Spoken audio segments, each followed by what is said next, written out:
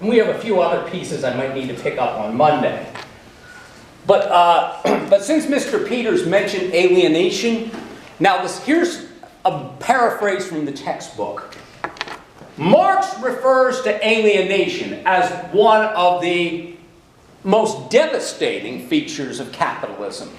Now, you don't have to know this word for the test, but sometimes what Marx called alienation, you might also see it translated as estrangement or estranged labor. Now, it was actually the young Karl Marx who was writing about alienation as one of the most devastating features of capitalism.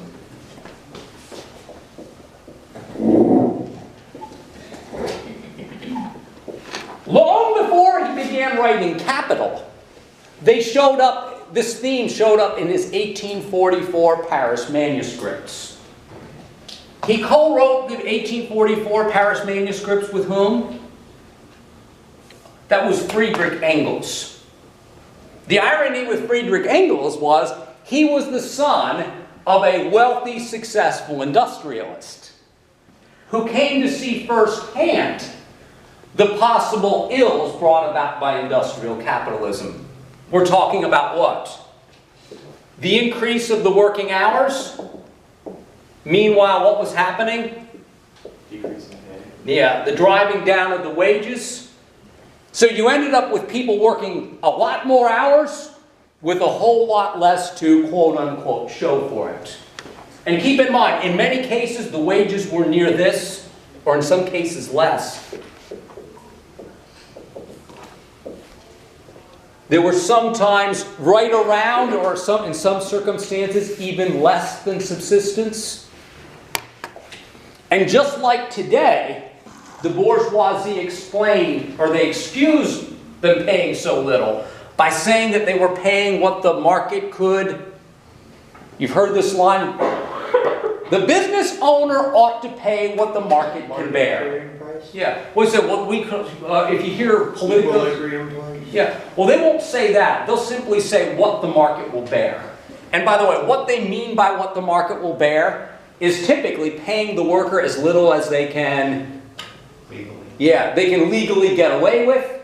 Or in countries that have no such labor laws, what they can get away with. We can just take the word legal out. Because it's not a legal matter, it's more laissez-faire than it even is here. But anyway, this idea of alienation runs something like this. It is when the worker becomes separated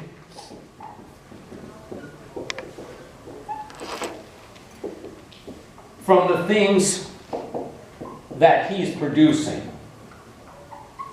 Now, folks, it's also a little bit more than this, too. Now, let me give you the context. Remember what kind of production preceded factory production? During the agricultural phase of the economy, cottage industry developed, whereby small workmen and artisans produced goods and services in their homes or in their own shops. They were with the product when? When it was raw material and they saw it through to what? Yeah, to the end product. A man could take pride in his work in such a situation. A person could take pride in her work because you could actually say what? I made this. People like the things that I produce. I can take pride in a hard day's work. Now, whenever factory production took over, factory production put the small artisan out of business. And this is because the factory could produce things with unskilled labor. You know the cliche, faster and cheaper. If you were a factory worker, you did not see the product from raw material to finished product. You typically only were what? A small cog in a massive mechanism. It is difficult to take pride in your work when you are pressing the button on the fluff machine at the marshmallow factory for 8 hours a day. You know, when you're just pushing a button, it's hard to take pride in that kind of work. So it's sort of no wonder when you can't take pride in your work. It's no wonder you're just working for a what? Working for a paycheck. Now, Marx believed that if you spend that much of your life engaged in something, and this is an ethical claim, it ought to be what?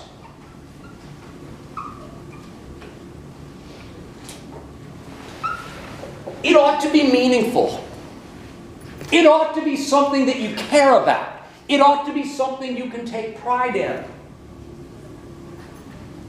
It is true that the feudal system was odious in so many ways.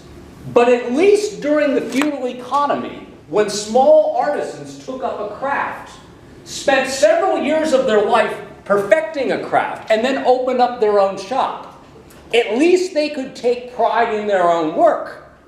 And take a guess what else they could do if they were good enough. And this was in the feudal system. This wasn't in capitalism. It was proto-capitalism. They could actually improve their standards. They could improve their standard of living through things like hard work and good craftsmanship. Industrial capitalism, to some extent, will actually take that away. Because every worker is reduced to a schlub, an unskilled worker pressing a button on the fluff machine, as I was talking about. And ladies and gentlemen, simply because our economics has become a lot more complex, I want to go on the record saying this, things haven't changed so much. If you want a contemporary movie, now it's getting a little bit older, that relates to alienation, most of the young people have heard of this film. Even my son and daughter have seen it. 44. Thanks. Many of you have probably heard of the film Office Space. I think yeah. Is that the one where they take the printer out the side? Yeah! Yeah, I guess they're playing some kind of music and they're smashing the printer. Yeah, it's hysterical. Yeah. Office Space is a Mike Judge production. He also brought us, what is it, Beavis and Butthead. They're classic. You can't go wrong with those two jokers. He also brought us King of the Hill. You know, he also brought us Office Space and a whole bunch of other stuff too. The office is basically the factory of a service economy. Because typically nobody really wants to be working in that office. They are there, why? Pretty much because it's the best they can get for their dime a dozen BUAD degree. Oh, BUAD, Business Administration. Because everybody has the same freaking qualifications as you do. So one of the characters, he's already pretty bummed out about his condition. He hates his job, his boss is, you know, what can you say about Mr. Lumberg, right? You can't say enough bad things about the guy. He hates you spend so much time of your life working. And he was basically spending most of his time doing something he loathed. Now, Marx would say, if you're doing something that you totally loathe, you're probably not doing it very what? You're probably not likely to do it very well. Because we tend to be motivated to do things that we actually take joy in or care about. So if you feel like a robot in your office-based job, it's no wonder you're spending half of your day just, fooling around. When you're mindlessly entering numbers into a program that you neither really care about nor know very much about, it's no wonder your life is basically reduced to psychological rubble. Does that sound fair? His life was reduced to psychological rubble. it's sort of no wonder they had that cathartic experience smashing the office equipment. Because they probably wanted to do it for what? Yeah, they probably wanted to do it for years. The reason why Marx connected alienation to capitalism wasn't just because of the kind of work, factory production, mindless production kind of work that capitalism fosters. It was partly because of the values of capitalism. Or Marx would say the lack thereof. Do any of you know what I mean by the values of capitalism? And by the way, I would be lying to you if I told you I wasn't co-opted into holding these values, because I do. And I almost think I can't be separated from these values because they've been what? Into me. They have been indoctrinated into me my whole life. I was told from a very young age that money can buy happiness, that the purpose of going to work is to make money, that you need not find fulfillment in your work. The point is to make money. People with money are better people than poor people. And if you're not rich, it must be because you're a dirtbag, or you're not as smart, or not as good looking. Well, it's no wonder that members of the working class like me have a strange inner dynamic. On some level, I hate myself. Good, I got some chuckles, because he knows I'm telling the truth. And by the way, it does not make for a good family dynamic. And this is all true, folks. I'm not lying to you. I'm not a very good liar anyway. But I'm not lying. It doesn't make for a good family dynamic. Does anyone know why? Because I see my family relationship in terms of money. I did not become a decent father until my daughter was nearly finished high school. Anyone know why? Because I saw my children as the reason why I'm forced to constantly be making money. In other words, my freedom was taken from me because of some accidents. Good, I got some chuckles there. That I will be an economic slave most of my life. So it's no wonder I had a love-hate relationship with my wife and my kids. These are not good family values, folks, because my entire life has been reduced to money.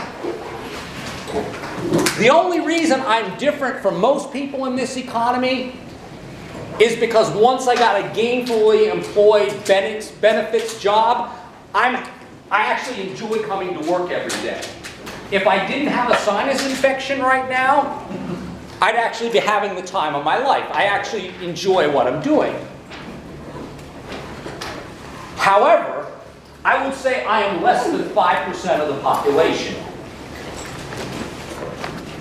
I am less than 5% of the population. I am not an alienated worker, because I actually like going to work and I enjoy what I do. I actually find meaning in it. My wife would say until recently, I found more meaning in my work than my family, which is kind of a sad thing.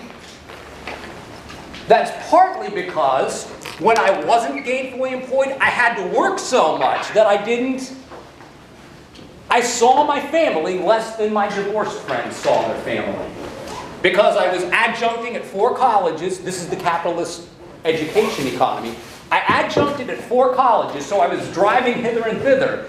And I bartended 40 hours a week at a restaurant by night, so I could afford what? Insurance. Yeah, so I could afford health insurance.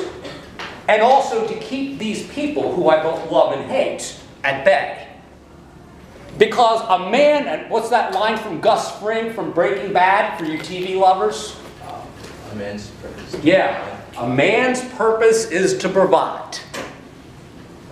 I was also kind of taught that way of looking at my manhood. My manhood is just being an ATM machine. And if I can't even succeed at being an ATM machine, then I should really hate myself. Now, I have this self-loathing. Yeah, I probably need a therapist. I'm good. But yeah, if I really loathe myself that much, I can't imagine how people who are more failures than I am must feel. This is also why I tell my son and daughter, I'm really sorry. Because crap is likely to get what? Worse for your generation. Even worse than it was for my generation. And there's a whole lot of reasons why things are likely to get worse before they get better. One of them might be because the kind of ideologies that actually oppose what I would call valuable and useful change are basically being opposed by the status quo. In other words, the ideologies that are in full force today are more likely to make things worse for my kids. That's why I say, well, if the apocalypse happens soon, hopefully we'll get to enjoy it together. Cheers.